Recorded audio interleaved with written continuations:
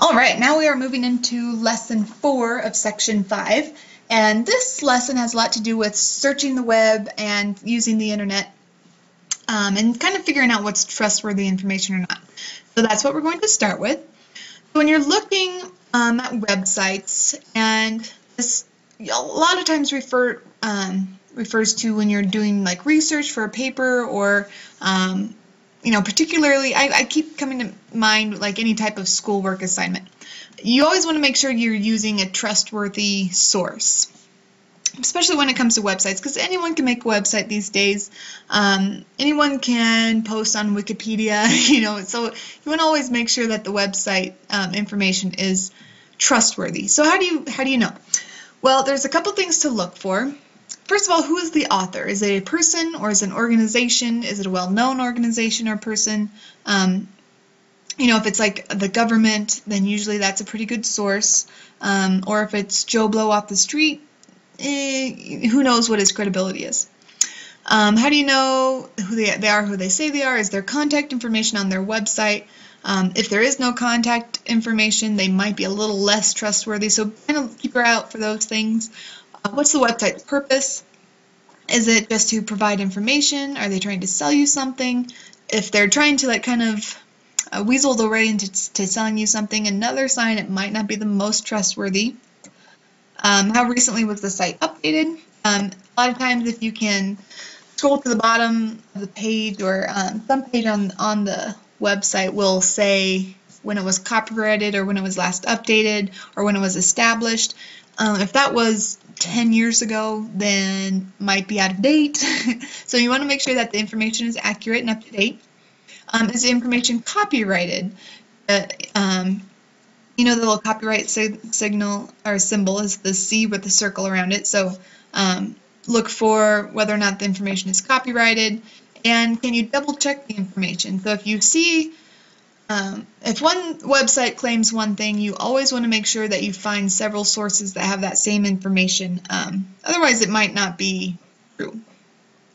All right, so when we're looking at domain suffixes, so the last 3 letters of the website, so like the .com or the .net, those are usually websites that are run by businesses.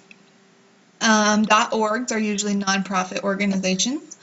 .edu is schools. Government is .gov. So a lot of times the domain suffix can help determine whether or not the site is trustworthy.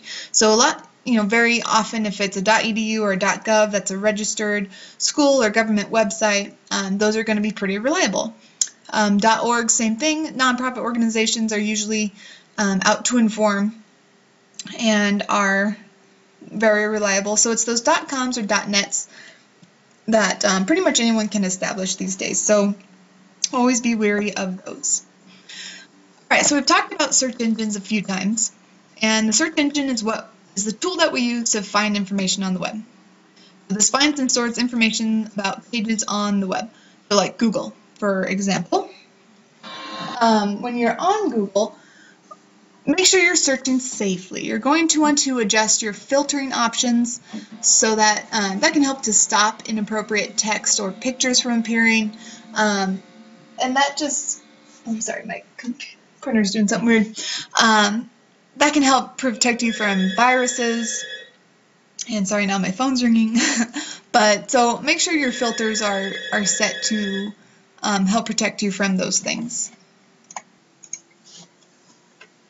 Then also, when you're looking at your search results, your organic links are going to be ones that are just kind of the regular links that appear. And then a lot of times, especially with Google, you'll see maybe some sponsored links appear at the very top or in kind of a colored box. Those are links that companies, where they actually paid for Google to display those links when people search keywords. So, say you're searching for dogs. Maybe PetSmart and Petco paid Google to get their links put way at the top. Whoever paid more probably gets the first listing. And that's how sponsored links work.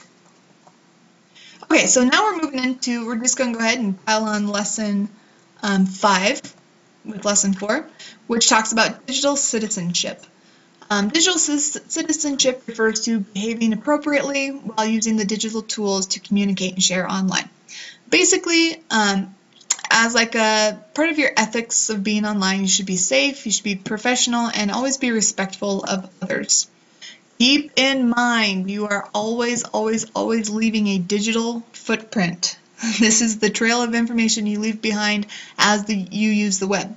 So, and this is more important than ever, especially anybody with a Facebook profile, MySpace profile, Twitter account. Once you put something on there, it's there. Like you can't, like if you delete it, it can still be found. And found by lots of people. It can be found by your employers, college admissions officers, virtually anybody. So make sure that when you're sharing stuff online, it's stuff that you don't mind sharing with the whole world. I cannot express this enough, how important it is to keep your Facebook clean, your tweets clean, your MySpace. I don't even know what else is out there right now, because it's so easy for people to access that information, especially colleges, especially employers. And so you don't want to give the wrong impression with some of the material you have on your social media pages. Cyberbullying, kind of a big issue these days.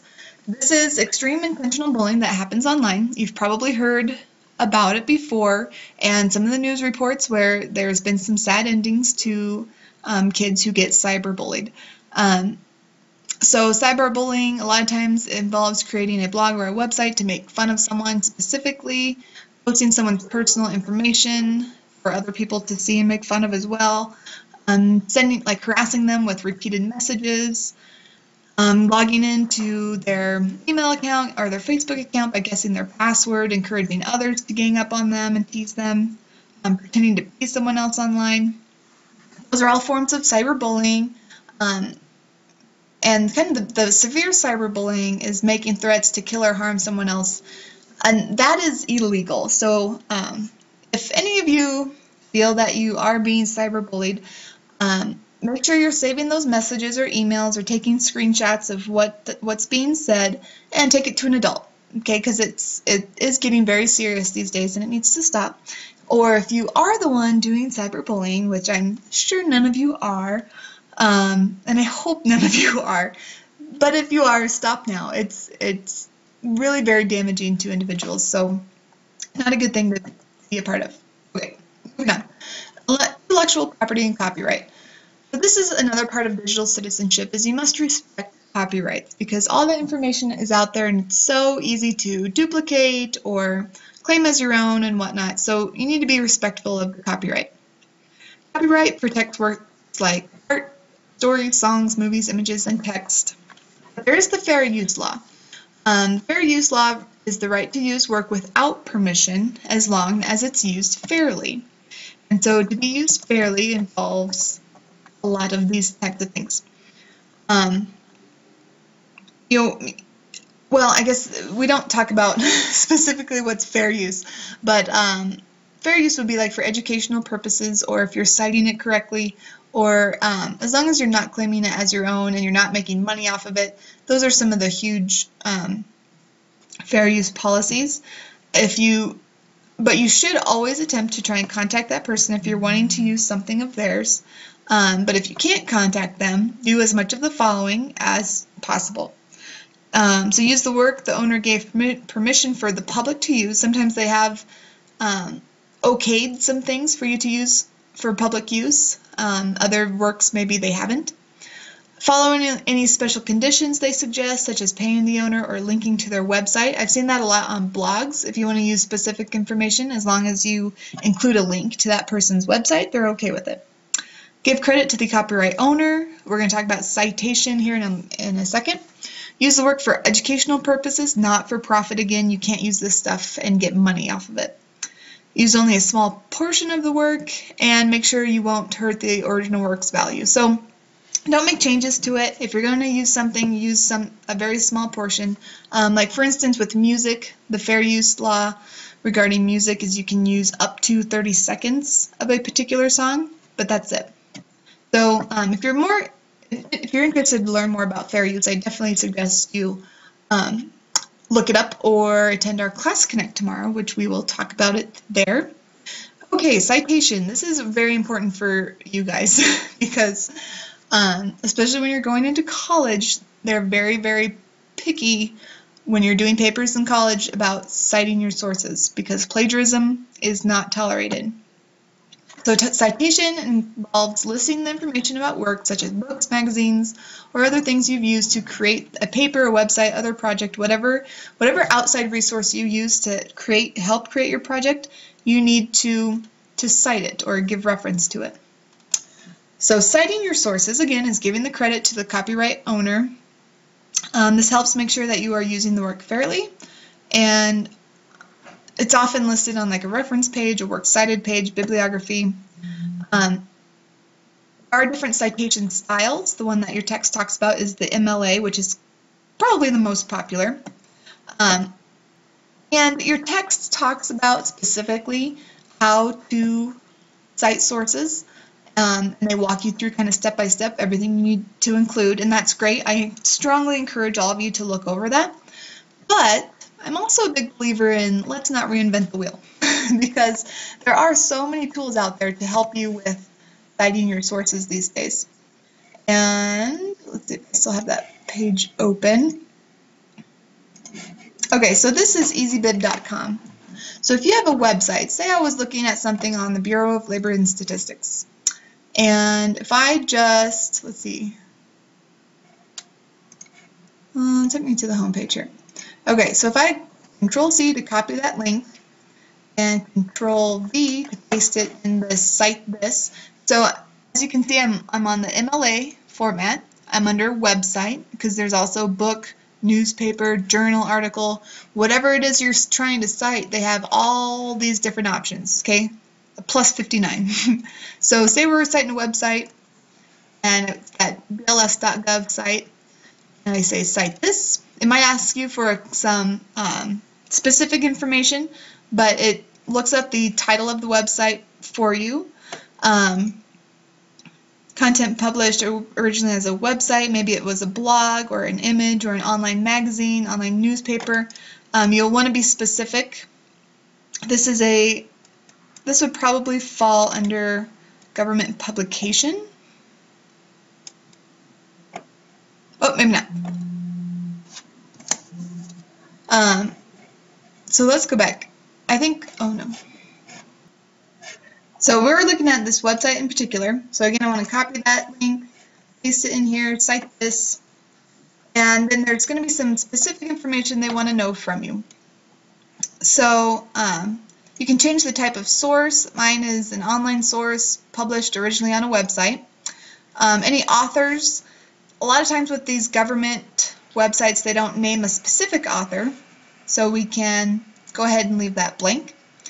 Website title, it fills all this information in for you, the URL. You want the URL displayed on your bib. Electronically published, this would be where we would want to go in and maybe find out important website notices that might tell us, here we go, last modified date, May 18th, 2013. So that's something I would want to include on this portion. So when the information was last updated, the date that I accessed the information, and then if I hit create citation, ta-da, it automatically formats my citation for me in MLA format. So I can just highlight this and copy and paste it onto my paper, my project, whatever it was I was working on, and the information I took from Bureau of Labor and Statistics. Now I have cited that information properly on my paper. So very simple. Easybib.com is the way to do that. Or you can, again, look at your lesson 5 for specifics. Okay, now that is the end of section 5. So go take the quiz. We covered most of the things on the quiz and the study questions. So be sure to get those done and complete your assignments 5S and 5R. And let me know if you have any questions.